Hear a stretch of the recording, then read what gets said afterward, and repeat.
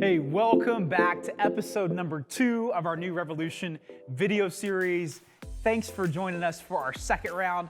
Last week we had Boba Fett, and it worked out so well that I invited him to come back again this week. So welcome back, Boba Fett. Greetings, welcome back to the show. Excited to have you with us. Please don't shoot me ever again, or I will take your spacecraft. We'll see about that. Ask Obi-Wan how that worked out. I see you're still rocking Daddy's face mask. Is yours in the shop or something? You getting it fixed? I have daddy issues. I understand that. No Beskar armor today?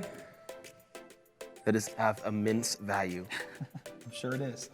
Well, one day I hope to attain your level of popularity. I feel like you're a pretty big deal on social media platforms right now, right? You've been trending several times lately. Sure. They just made a Netflix show about you. How's that been? How's that going for you?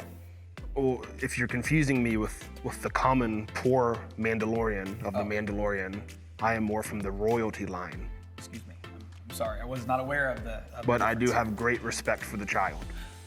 Fair enough. Well, back to our show, since that seems like a problem. Today we're going to talk about rage, right? Everybody gets upset. That is of great difficulty. Yeah, I haven't tried this one yet today. Boba with Boba. It's catchy.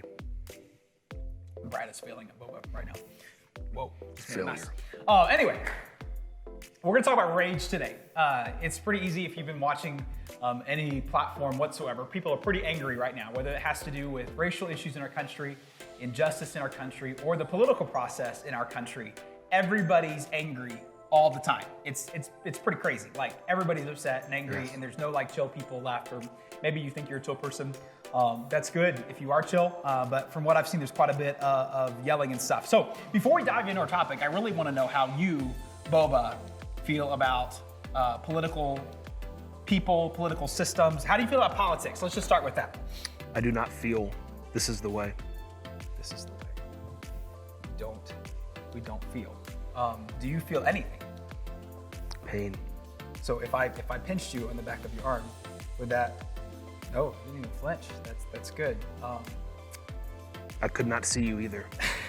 Yeah, can you? My visibility is hindered. Okay, all right.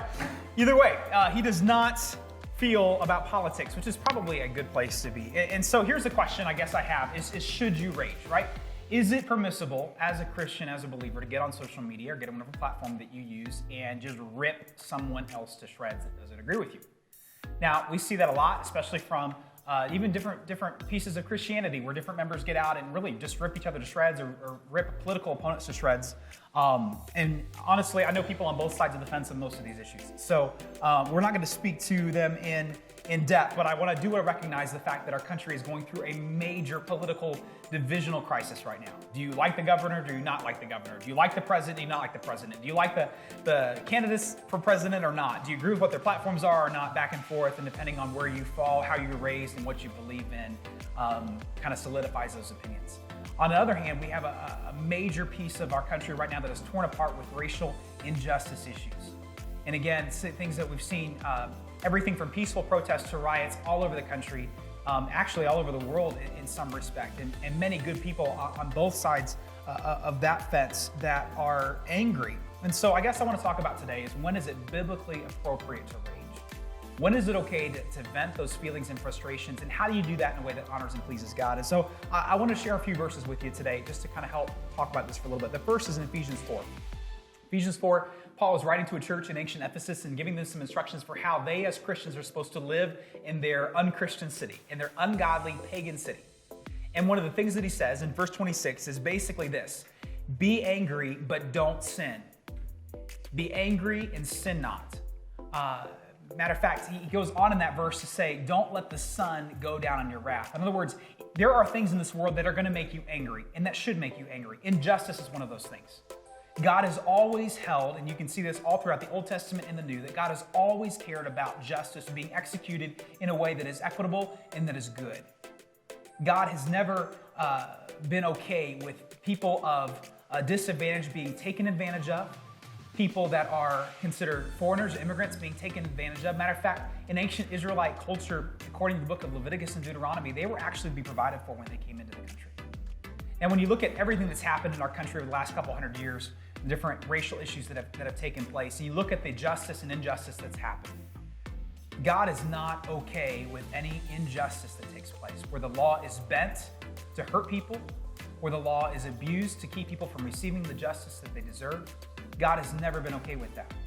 And so when there is things like injustice, that should make us angry, but not to the point where we sin. And I guess that's the fine line, is where do we sin in that capacity? Well, we sin when we deface the image of God. We talked last video about how everyone's made in the image of God, to look like God, to think like God, to act like God. We have that wired into us. So we do things that take away from who somebody is, or we degrade them by how we speak about them or confront them or deal with the issues that they deal with. That's when we sin.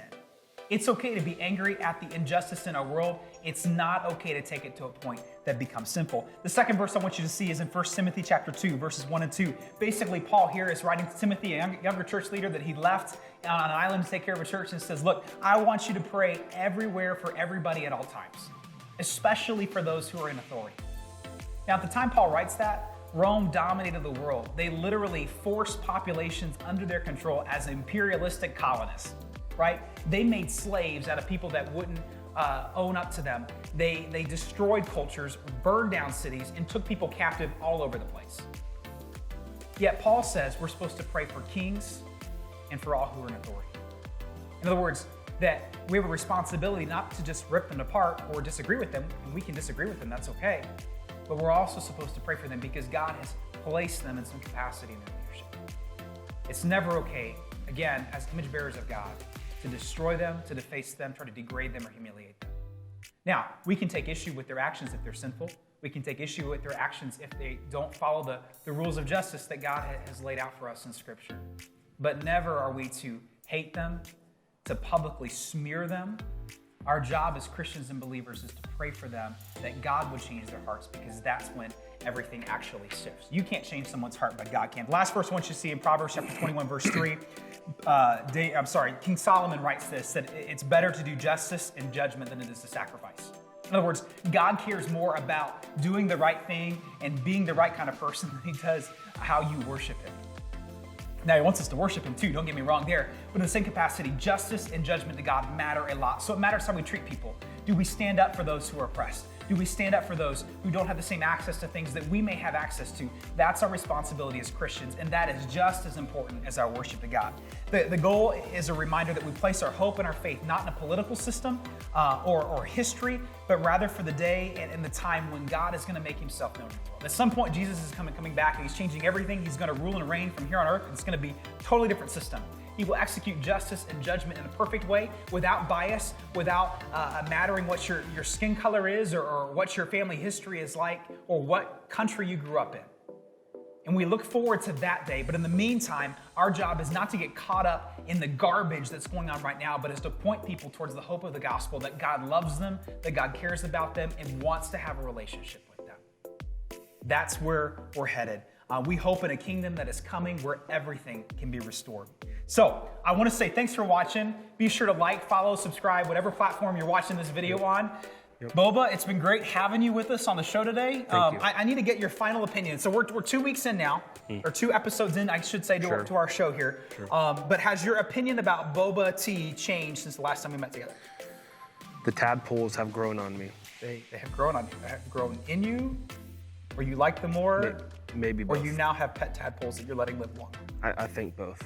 Both. All of them. All of the above. All of the above. Cool. Where are you off to from here? What's next for you and your? Probably make a quick stop in Coruscant.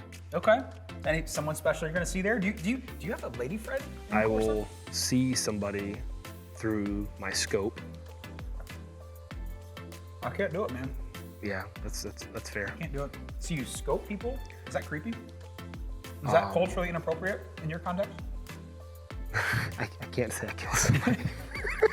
This has been Boba with Boba. Thanks for watching. We'll see you guys soon.